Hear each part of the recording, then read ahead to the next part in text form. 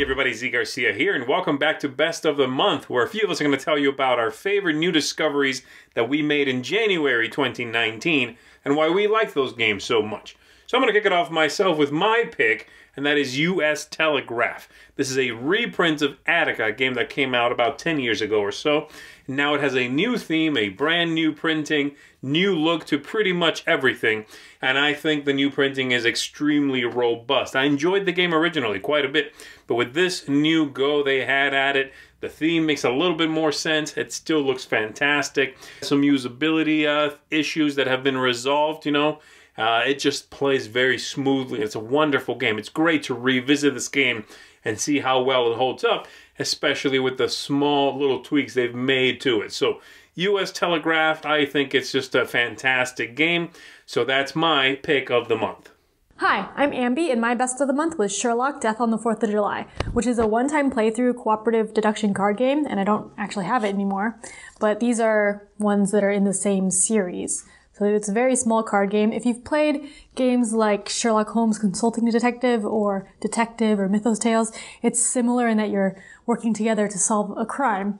But in this one, there's a bunch of cards that you have, and each card has different information on it, like pieces of the information that you need for the crime. And you're deciding whether you think it's important or not, and whether to play the card or discard it. And then at the end, you answer questions to solve the crime. I really like these murder mystery type solving crime games, so that's why Sherlock, the Death on 4th of July, was my best of the month. Okay, so for me, the best of the month was an easy choice, Wingspan. Wingspan got a lot of hype, right? It got hype from everyone. This is the next great thing. But I like it despite the hype, I guess is a good word. I like the theme. I really like the idea. I'm always a big sucker for new and different themes. I think the artwork and the components are fantastic, but what really gets me in the game is just the engine building. Big fan of engine building. I like playing the different cards, and I like that every card is different. Every game has a little bit of a different feel to me. It plays fairly quickly. Best of 4, I think. Lots of fun. My game of the month, Wingspan. My best of the month was Catch the Moon. I'm usually a huge fan of these dexterity stacking games where you get this cool thing that you built up, and this one you're trying to stack the different ladders and roll the dice and see how you have to stack the ladders and try not to get the teardrops by messing things up.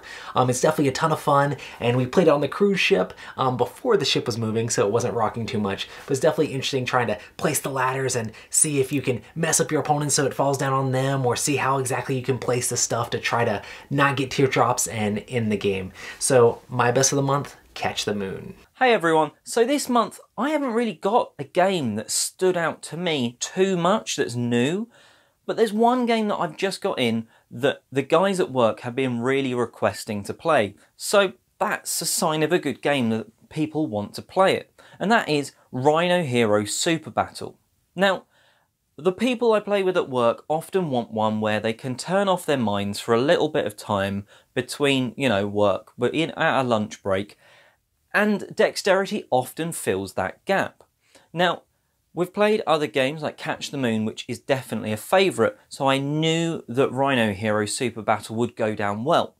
What I didn't realise was that the scale of it built on the table, you know, we got like a 2-foot, 3-foot sort of structure built out of these card pieces. You are effectively playing a card, maybe one small wall, one tall wall, a mixture, a combination, and then you're trying to move up by rolling dice. It's not super serious in the slightest. It's definitely luck-based with the dice, but it's just fun to see how high, how precarious you can balance these walls, these floors, see how high up the structure you can go. It's just kind of fun. That's all it is, and that's why I think it's been asked for time and time again. So it kind of is a very good game. I wouldn't say it's my highlight of the year so far, but it's a new game and it's been very much fun. And that's Rhino Hero Super Battle. And I'm Oliver East, signing out. Hi, I'm Jason Peacock. Best game I played this month is Nemesis from Awakened Realms. This is Aliens the movie in a box, essentially, and I've never quite played a game like it. You want to trap your friends in an airlock and eject them into space? This is the game.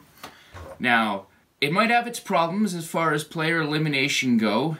It's not a co-op game. It is a game where you have to work together in order to reach your own personal objectives. Not only is that hard, but you have to survive, the ship has to make it to Earth, and the engines have to be in working order.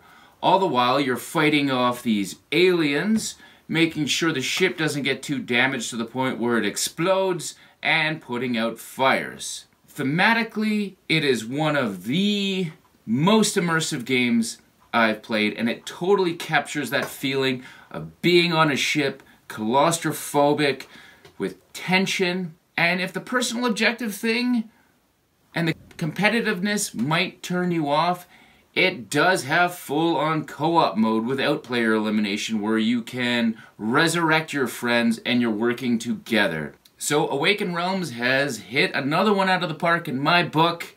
Best game of the month, Nemesis.